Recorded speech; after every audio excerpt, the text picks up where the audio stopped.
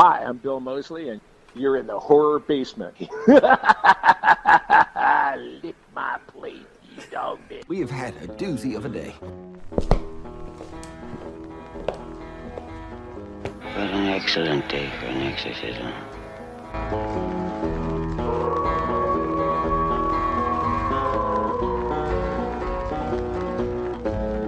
Hey, hello everyone. It's been a long time and happy holidays. It's Christmas Eve and it's a thriving 17 degrees here in Chicago. And while I'm sitting here at work, I wanted to put together a little list for you guys. I know that Christmas time and the Christmas season or holiday season can be either a happy time or a difficult one. So I am inviting all of you to reminisce with me as I count down the top 10 movies I saw for the first time but watched in 2020.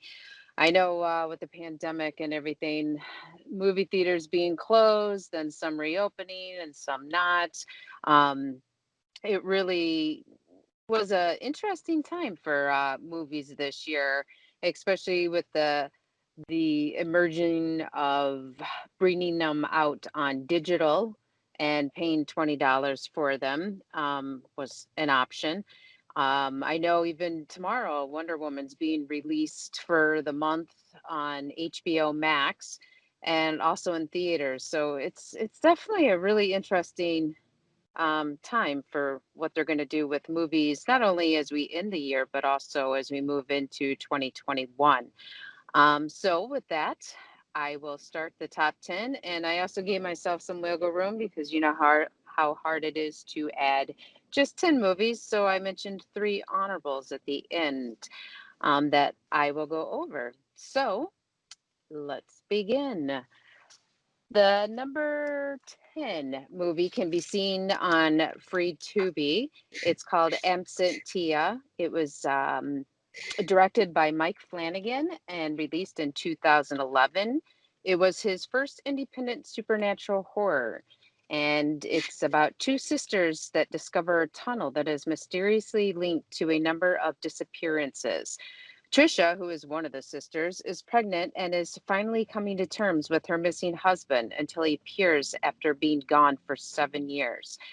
This movie was very, very interesting. I think you definitely get a feel of where Mike Flanagan's going to go in his future movie career at this point.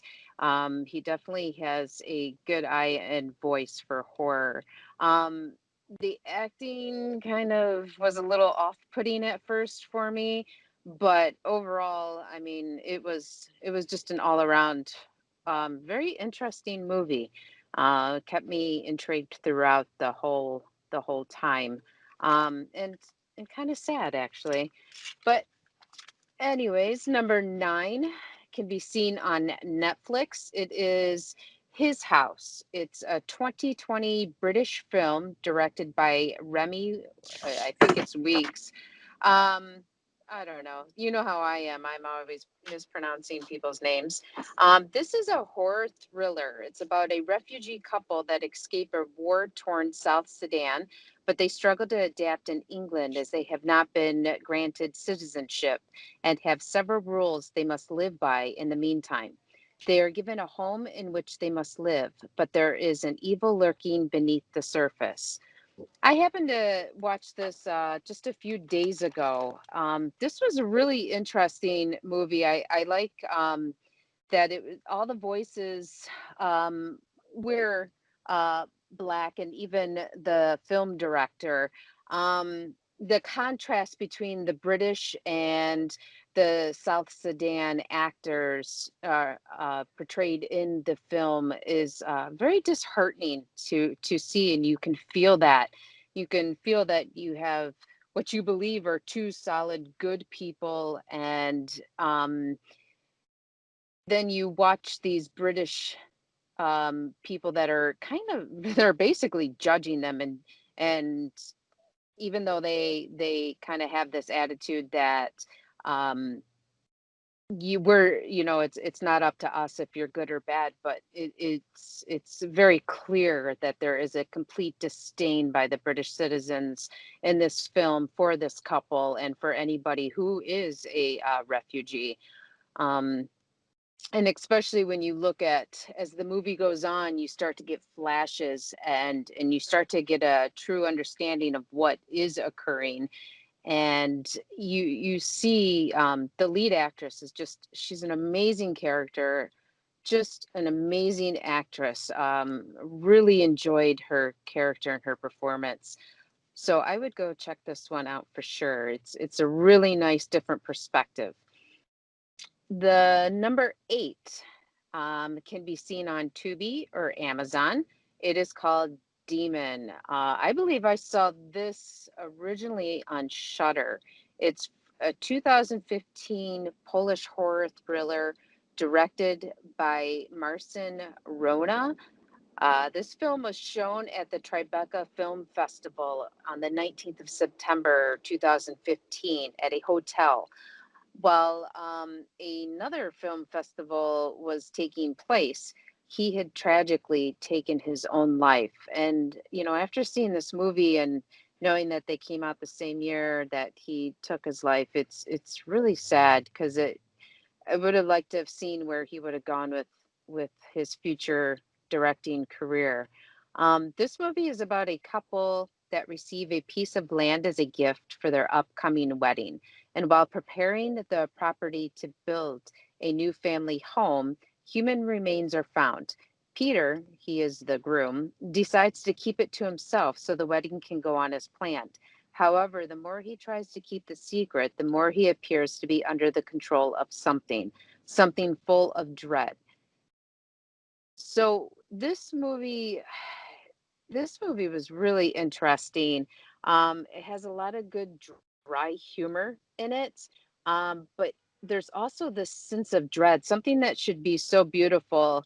Um, you also see kind of a social commentary a little bit, because the wife is Polish and the family's Polish, and the kind of at odds with the fact that Peter is not Polish, I believe. But it's really, really interesting, and the ending was, it kind of left a little bit of that dread as well. But definitely worth checking out. I thought it was a really neat film. Number 7, I know I mentioned this one on the podcast before. 2018's Antrim. It's on Tubi or Amazon. This is a horror directed by David Amito and Michael Luciani. I believe that these two directors, producers, and stuff, that they work on other films together. I could be wrong, but I thought that they kind of worked more as pairs. So this movie was, The Catch was the deadliest film ever made. It was marked as a cursed film that is responsible for over 60 deaths. It is a film with a it's a film within a film. So it starts out with a documentary detailing the history and the tragedies that surround this film. And but the actual film centers around two siblings that go into the woods and dig a hole to hell. Now this hole is thought to be where Lucifer fell to earth, which allows them to open the portal to hell. And their reasoning for doing this is to save the soul of their recently deceased dog. Um, just not quite sure where they thought the dog's soul went to hell, but I guess that's just a little question I had. But this part of the film, I mean, everybody knows that all dogs go to heaven, right? This film is part of um, it, it it's really cool because I know a lot of movies try to take on like a more classic feel, like an 80s was a big thing here for the past couple years. But this really does make you feel like it was found in the 70s, because it has a real 70s European art house look to it. And it plays on the mockumentary. Um, mocku- Mockumentary. That's a hard word to say. The spot, I know you guys are probably thinking seriously.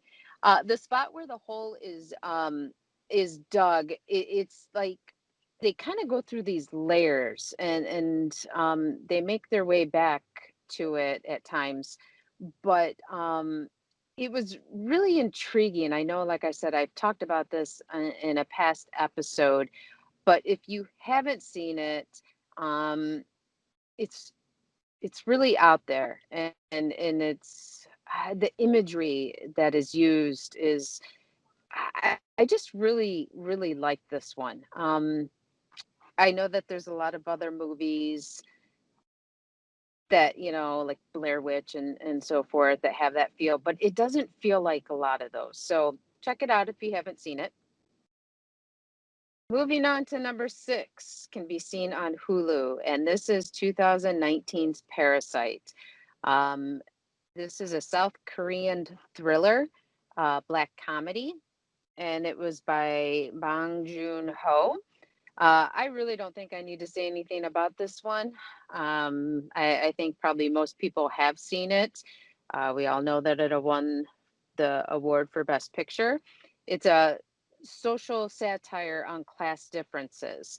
Um, all I can say is please research if you are not familiar with Bong Joon-ho's um, filmography, because his movies are excellent. I have to say, I watch all of them if you can.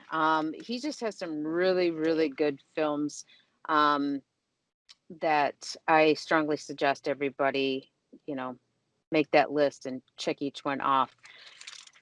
So, number 5. Number 5 came out in 2017. I just bought this one, but you can rent or buy it on Amazon Prime.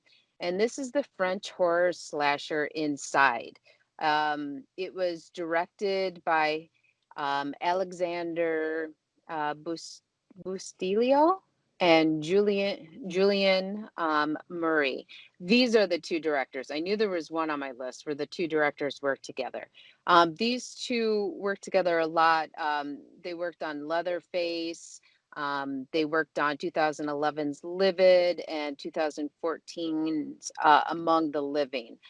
Um, so this film was part of the new wave of French horror, along with its sister movies that are some of my favorites and Yetis, which is Martyrs and High Tension, um, and the movie Them.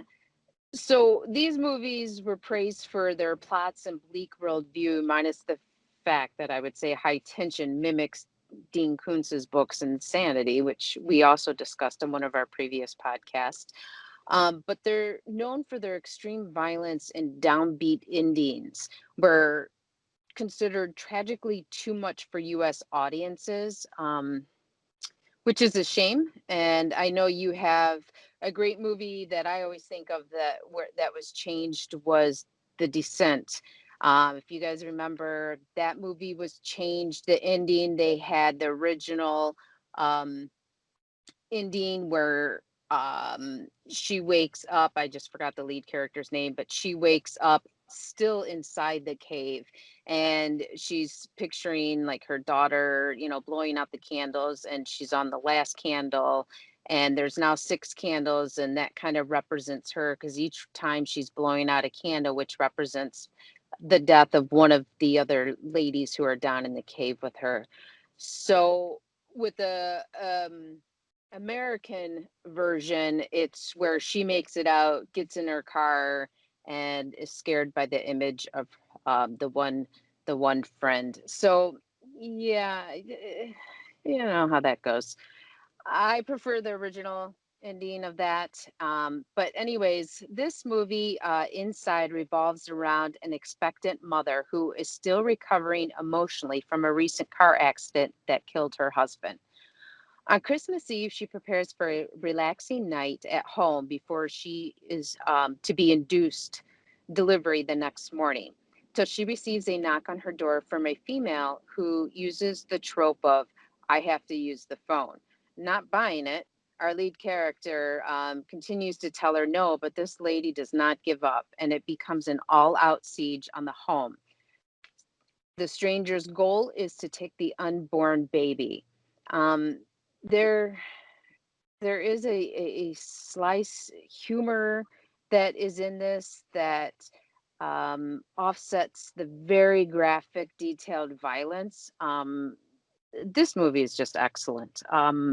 I don't want to say too much more than the basic synopsis, but I would strongly check this out if you have not seen this before. All right, as we're closing in, we have number 4. This can also be seen on Tubi and Amazon Prime. The movie is called Excision from 2012. It's a horror drama that was directed by Richard Bates Jr. So, an outcast teenager practices surgical skills while experiencing increasingly violent psychosexual fantasies. This movie brings back the nightmare of not fitting into high school. Uh, at least for me, it did when I was watching it, but that's also a good thing, as many of us know. Um, the other issue is always trying to, even though she doesn't outwardly seem like she is, it's this desire to please her mother, with also a desire to losing her virginity. She also has this very grotesque curiosity for the darker side of life. And as an awkward teenager, it really goes against the grain of her perfect younger sister, who is the apple of her mother's eye. So the question becomes, will her fantasies get the best of her, or the drive to please her mother lead her to insanity? This movie is a combination of intriguing, uncomfortable, sad, interesting, and just absolutely heartbreaking. I love this movie. I It missed my radar. I had never heard of it before till I saw it this year, and I loved it. So moving on, we have our top 3. Number 3 is on Shutter, and most people have heard of this. This is 2020's Host. So this movie completely embraced the pandemic and the quarantine with the use of Zoom. This was a British found footage horror film that was directed by Rob Savage, where a group of friends meet weekly on Zoom to stay in touch. This week, Haley, who's one of the girls, has hired a medium to lead a seance. After one friend fakes a making contact with a friend who had committed suicide, the friends begin to experience strange and terrifying phenomenons. So, the lady who's conducting the seance is somebody I probably wouldn't trust to conduct my seances, and very wishy-washy. She forgets to lead with the rules, and seems more concerned about her pizza that was being delivered, which I guess I would be too, because I love pizza. So, anyways, but this one had some really neat effects. I know all the actresses, they filmed their parts off of Zoom. The movie is very short, and the point is that it fits into the time that Zoom allows you to be on a call. Um, this was just really appropriate. Now, I obviously, with these found footages and cameras and stuff, you're going to have to give a tad bit of leeway with them. And if you can let that go, definitely. This has a little bit of humor, a little bit of annoyance, but you get a feel for the characters, each one. Um, and it is just there were some real freaky moments, a couple that were, yeah, I jumped a few times. If I would have watched this on my laptop, I think that would have been just a really cool effect to kind of keep in line with what the other girls were doing. I think I probably would have felt like I was even more immersed into the film. So that was definitely an interesting one that I think most people heard about or even caught this year. So number 2, is from 1942. It was on Turner Classic, or you can rent it on several platforms. And this is the original Cat People. It's a horror fantasy by French director Jacques Tourneur. I think that's how you say it. I don't know. I'm not Tourneur. I don't know. I don't speak French. However, this movie is definitely excellent, and the follow up to it. It just kind of rolls right into um, the second one in a way. Um, I would strongly recommend it if you wanted to do a double feature to watch them back to back. They're very good. So there is also a 1982 version, which is a lot more sexier. A lot of people are probably more familiar with that one. That too is also good. But this was really something to kind of see in 1943 because it was um, it was very eerie and mysterious, and it's only 73 minutes. And even though this was considered a B movie in its day, and it was made for only $135,000, it became the grossing movie of the year. It brought in 4 million. Um, so kind of put that into perspective. It blew Citizen Kane, which came out in 1941, out of the water, which made 500,000. Um, Another good movie, by the way, if you haven't seen it. The scares were repeated in Hollywood, but the artistry was not. So Hollywood really jumped on board of this movie because it did bring in so much money, but a lot of the films just lacked that artistry that was the that was captured in the original Cat People. Um, I would also say that e- even though it harbors on unseen threats and there's an undertone of sexual danger, it's interesting how even for back then, sometimes I feel like some of the 40s movies really were a little more open-minded than we even realized because there is a lot of kind of sexual, you can feel it in the movie, that tone that it is kind of surprising. I think even with another movie that I saw, The Thing, the original The Thing from Outer Space, I believe is the full title. That was another excellent movie. Um, that took a little, a different approach that had both sexes working, but the female character in that movie as well was just strong and smart and out there, and I felt like you didn't always see that a lot in movies for quite some time. So I really enjoyed that, and you can see the struggle in this movie with the lead actress as she's trying to figure out what is this she's feeling, what is this connection she has, these images she starts having, um, until they all kind of fall into place. So give that one a look along with the follow-up to 1942's Cat People. And number one, my number one movie of the year that I finally got my hands on, that I've been wanting to see for quite some time. What it can be watched on Tubi or Amazon Prime, is 2012 from our twins from Canada, Jen and Sylvia Soska. It is American Mary. I love this movie. I'm sure a lot of you guys go to conventions and stuff and have heard the Soska sisters talk. They have so much energy and they have such a love for those who feel different. Um, and just, they're very much about being a feminist and girl power and just kind of empowering people in general and being kind and such, and feeling good about yourself.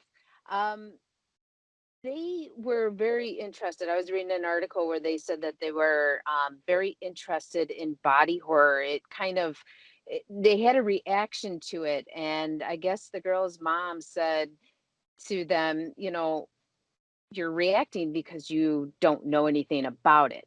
And so they started researching and wanted to explore the topic of body horror more, and hence is where we get American Mary.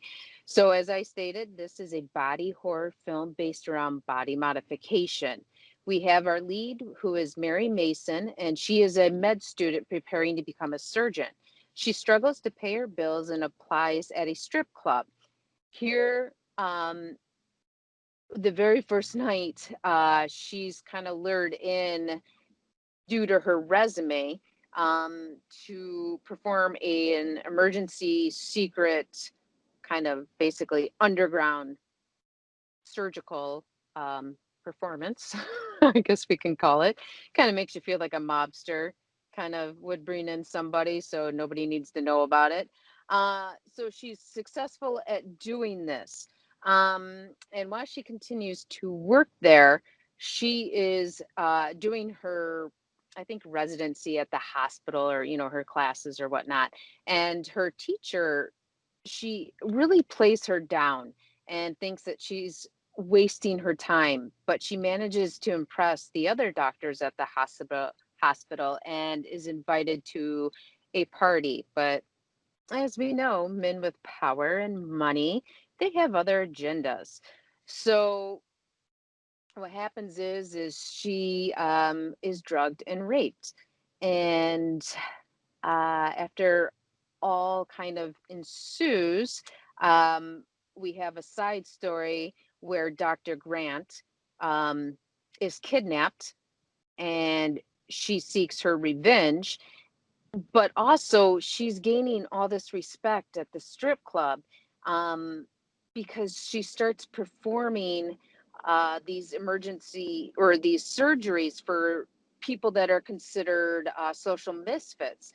So she's building up this clientele and leaves medical school right away because of the rape and stuff. And she's not quite sure, what went on at the moment. And she will discover, and she starts performing these really abstract, beautiful, some might say hideous body modifications. And the police are investigating the disappearance of the doctor. And so that's where things kind of evolve. And you have kind of these two storylines that Mary's involved with going on. I'm sure a lot of people have seen this who listen to the podcast, but if you have not, if you like body horror, if you want to be educated a little bit more, check this movie out. It is excellent. Well, of course, I think all the movies are really good on my list, but that's just me. So I wanted to I'm just going to list the names. I brought top 3 honorable mentions. Um, Number 3, if you guys have not heard of this one before, it is 2001 Japanese independent satirical horror film Suicide Club. This movie really kept my interest, and then right towards the end, it kind of got a little funky where I was a little displeased because of how I hung in throughout, and was real curious. But then at the end, it's very interesting. So I'll just leave it at that. I would check that one out. 2020, for number 2, is 2020's horror drama Relic. This one really is a piece on, you have 3 generations. It's very kind of artsy. um I don't know if I would say it's abstract in a sense, because it's not. You can tell it's more metaphorical. Just a really good movie, very interesting, very beautiful. So check that one out if you haven't. And number 3, if you like horror comedies, oh God, 2019's Extraordinary with Will Forte. Excellent, excellent movie. Funny, just real enjoyable. That one I sadly wish I could have put on my top 10 list. I didn't have room. Big fan of that one a lot. So I hope you like all of these. And as I said, I tried to let you guys know where you can find them. These are all on some form of not social media, but on some form of digital platform. So you don't have to necessarily buy it, you can rent them. I know Suicide Club, the copy that is on Amazon Prime is SD. So unless you actually can find a copy of the movie, you will be watching it in SD, standard definition, but it's kind of adds to the appeal, I guess. I don't get too raw butthurt about it, but if I do have my choice, I prefer to watch a lot of films in 4K or, or HD. As you get older, your eyes get a little bit, it's a little harder to see. So, you know how these horror movies are. Some of them, especially the old ones, not so much now, but they can be really dark. But that's a good one. Um, so I want to thank you for joining me. I hope you guys like any of the movies. If you want to send me some of your favorites, dispute, comment, tell me you check one of these out and that you like them, don't like them, anything you want. I am at Lady LaVey on Instagram. So have a wonderful and happy holiday and new year. And I will be back on the Horror Basement podcast in January. And I can't wait because I missed my guys on the podcast. So take care, everyone. Thanks. Later. Now it's time to say goodbye to the basement guys again. They would like to thank you folks for kindly dropping in. You're all invited back next week to this locality to have a heaping helping of their hospitality. Or that is, spooks and spells. Take your shirt off. Y'all come back now, you hear?